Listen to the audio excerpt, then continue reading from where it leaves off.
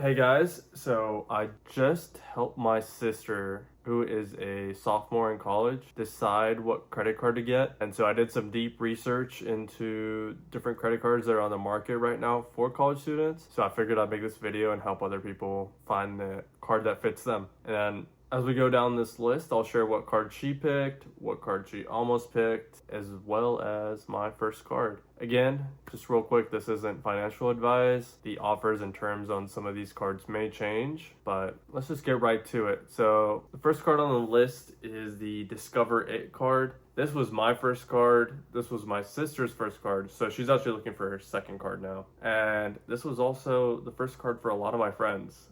This is the Discover It card. And there's two versions of it. There's the Discover It Cashback, and then there is the Discover It Chrome card. So the nice thing about Discover is that they're very lenient. They are very accepting of people with no credit history or very small credit history, and so it's much easier to get approved with them versus a lot of other issuers. Both versions of the card have a $0 annual fee, and they give you a free FICO score monitoring, which helps you see how your credit score is doing over time. Hopefully you can watch it improve over time. So the cashback card gets you 5% back on rotating categories every 3 months or every quarter. So it might have categories like grocery, restaurant, or like Target, wholesale, or something like that. Gas could be another possible category. So every 3 months, they'll switch the category and you'll get 5% on one of these categories,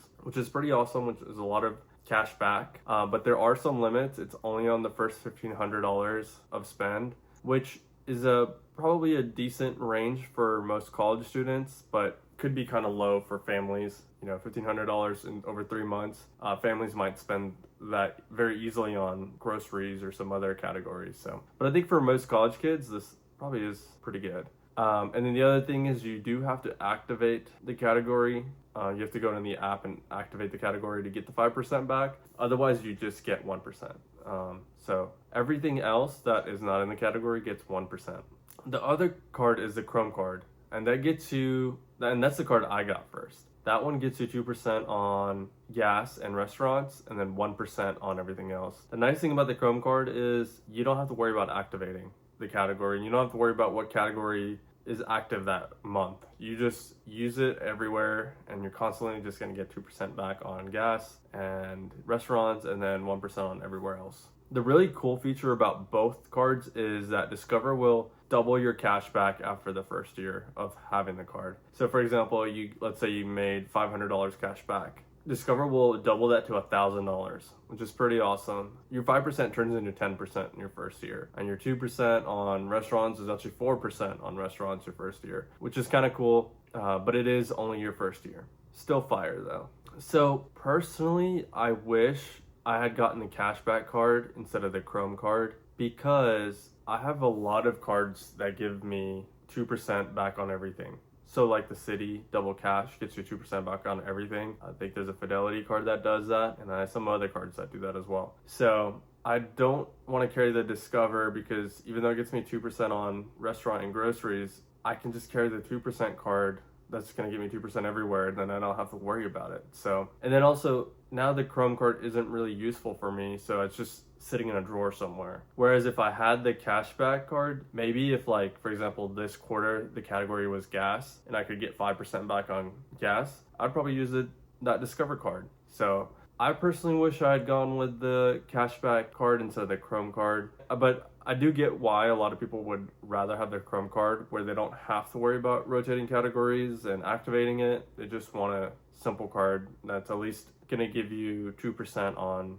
2% on two pretty good categories. Also, so a lot of people might know this, but there are payment networks. The big ones are Visa and MasterCard, and then Discover has its own payment network, and so does American Express. Visa and MasterCard are taken almost anywhere credit cards are taken, and especially internationally, you can use them anywhere where they accept credit cards. Whereas Discover and American Express sometimes are a little bit more limited in some countries. Especially Discover is limited in other countries. So that is something to think about, and we'll kind of talk more about that when we talk about the next card, which is the Capital One Savor Student. And this is the card that my sister actually got. So the main reason she got this card is because of the categories. So it gets you 3% on groceries, 3% on dining, 3% on entertainment and streaming. The big two being grocery and dining. So she is moving out of her dorm and living in an apartment this year. So she's going to be spending a lot more money on food. So having that 3% on groceries and dining is pretty big for her. And she also has been doing more things with friends, like going out to concerts and movies and other things. So that 3% entertainment category is actually pretty big for her as well. The 3% streaming doesn't really help her a lot. The 3% bonus category, why complain? And it also has some other elevated categories if you book through the Capital One travel portal, but I'm not really going to go over those because, not a lot of college students are worried about booking travel through a portal, and then you also have to compare the prices of what's in the portal and outside of the portal because the prices in the portal might be higher, and so I'm just gonna leave those out for now. And then it also gives you 1% on everything else. Capital One also has a bonus, sign-up bonus. If you spend $300 in the first 3 months, they'll give you $100, which I think is a pretty good bonus for the amount of spend you're doing. Obviously, there's other cards that have a much larger sign-up bonus, but then you also have to spend a lot more money. And so I think this is a good bonus for college students. The other cool thing about getting the Capital One Saver is that in my sister's case, she wants to travel a lot more in the future. So she wants to get a card like the Venture or Venture X, which are more travel focused, and that have points that can transfer to airlines and hotels to get better value. And the cool thing is she can transfer the cashback she gets from her Saver One to her Venture card that she gets in the future as cents to miles. So every 1 cent is 1 mile, which could be useful in the future for her. Okay, so another feature of this card, which we were really excited about, is that it has no foreign transaction fees, which is awesome because she's planning on doing a study abroad next year. That is pretty great, except when we learned that Saver card now uses the Discover network instead of the Visa or MasterCard network it used previously. And unfortunately, Discover isn't as well accepted internationally as Visa and MasterCard. So even though it has no foreign transaction fee, if a lot of the grocery stores or restaurants she's going to abroad don't take Discover, then no foreign transaction fee doesn't really help. But there is actually another card on this list that's gonna fit her better, and she might apply for next year before her study abroad. And her backup plan is she could always just become an authorized user on one of her family cards that don't have foreign transaction fees. Just because of the categories, I do think this is a great card for a lot of students. Obviously, the drawback being that you only get 1% back on all your other purchases. The next card I'm going to talk about is also another Capital One card. This is the Quicksilver card. And this gets you 1.5% back on all your purchases, which is nice because you don't have to think about categories. You don't have to worry about, am I at a restaurant, or does Walmart count towards grocery stores? It normally doesn't. So this is nice. You'll just get 1.5% everywhere, and you don't really have to think about it. You could technically pair this with the Saver One, where you use the Saver One in those categories, and then you use the Quicksilver. You could wait a year, 6 months to a year, and apply for the Quicksilver. And then you could use the Quicksilver as your 1.5% back on everything else. That is an option. And the other thing is, just like the Saver One, with your Quicksilver cashback, you can transfer that to miles over to Venture later on if you wanted to do that, if you wanted to travel in the future. Personally, I wouldn't get the Quicksilver as your second card. I would just wait a little bit longer and get a 2% card. When you do have a little bit of a credit card history and you can apply for cards like the Citi Double Cash or the Fidelity card that gets you 2%, or there's even some cards that get you 3%. So I would personally just wait instead of applying for the Quicksilver if you're using it as your second card. But if you just want a simple card and you don't want to worry about getting more cards in the future and you don't want to worry about categories, then this is a great card. So on to the next card. So the next card, which is the Chase Freedom Rise, is very similar to the Capital One Silver. It gets you 1.5% back on all your purchases. Honestly, the Chase Freedom Rise is very similar to a very popular Chase card, which is a Chase Freedom Unlimited, which a lot of people have around the country.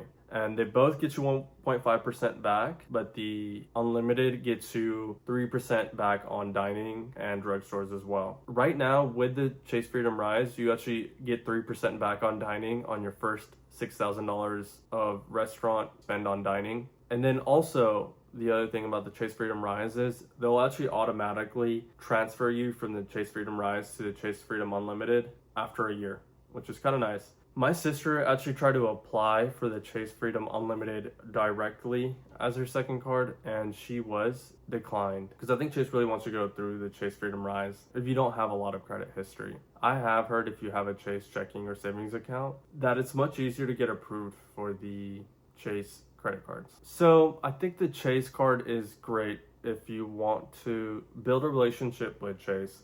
They have a lot of other great credit cards that you might want in the future. They're also the biggest bank in the US and one of the biggest banks in the world. So having an early relationship with them isn't a bad deal. They do have a foreign transaction fee, a 3% foreign transaction fee. So do not use this card abroad because then you'll be charged an extra 3% on all your purchases, which can really add up. I think if you find some of the other cards on this list just as valuable as a Chase Freedom Rise, and building a relationship with Chase early on isn't as important for you, I would recommend just waiting till you have a longer credit history and just applying for the Chase Freedom Unlimited directly, because then you can get the sign-up bonus on the card and you can directly get the 3% back on dining and drugstores instead of getting the Rise, not having those categories fully. But that's up to you, it kind of depends on what's more important to you. So the last card on this list, which my sister was thinking about getting instead of the Saver and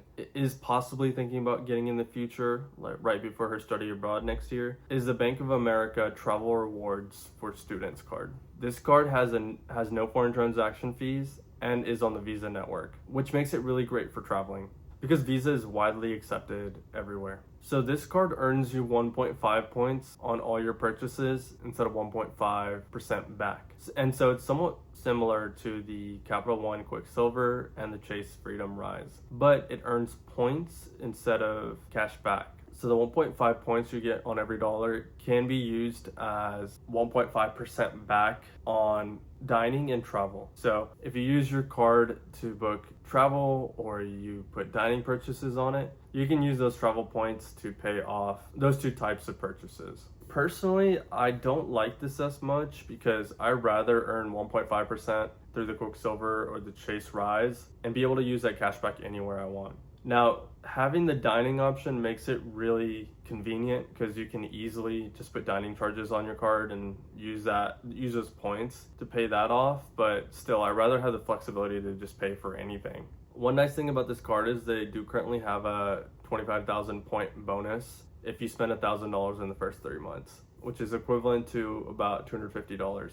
Honestly, I wouldn't get this card unless I was planning on traveling. It just makes more sense to get one of the other cards where you earn cash back instead of the points. Also, I've read that it can be harder to get approved for this card as your first card, even though it says it's for students. So that's also something to consider. But really with all these cards, my number one tip is to not get a card with an annual fee because your first card will end up being your oldest account on your credit report and your credit history. And one of the things that helps your credit report is the length of the accounts on your credit. And so you will most likely never want to get rid of your first credit card. And if it has an annual fee, that kind of sucks. So one of my friends is actually in this position. He got a card from a small bank that had an annual fee, and the card just gets him 1% back on everything. So he has no use for the card, but he doesn't want to cancel it because it is the oldest card on his credit report history. And eventually he will, once he has enough credit history from his other cards, he will cancel it. But again, it's not something you want to do. I still have my Discover It Chrome card, even though I don't really use it much anymore, just because it is the longest card on my credit card report. But one thing to watch out for is that a bank could cancel your card if you don't use it. So on my Discover It, I just have a monthly subscription on there that gets charged every month, so it keeps the card active. You could also just use the card once every 3 months or something to keep it active if you end up in the future not using it as much as you used to when you first got it. So that's my big tip. So Just to give a recap, Discover is great because they're very lenient for people with no credit report history, so it's a great first card. They also give you a 1-year match on all the cashback you get, so they double it, which is really awesome. The Savor Student card has great categories, and if those are important categories for you, like they are for my sister, that's a great card for you. The Quicksilver and Chase give you a flat 1.5% back on all your purchases, which keeps your card very simple, and you earn at least a 1.5% back on everything, versus the other two cards, which give you a 1% back on all the non-category spend that you do. And the Bank of America card can be great if you're looking to travel abroad. If you guys could like and subscribe to this video, it would really help me out a lot, and I would really appreciate it. And if you have any questions, feel free to put them down in the comments, and I'm more than willing to answer any questions that you might have. So thank you, and hopefully this video was helpful.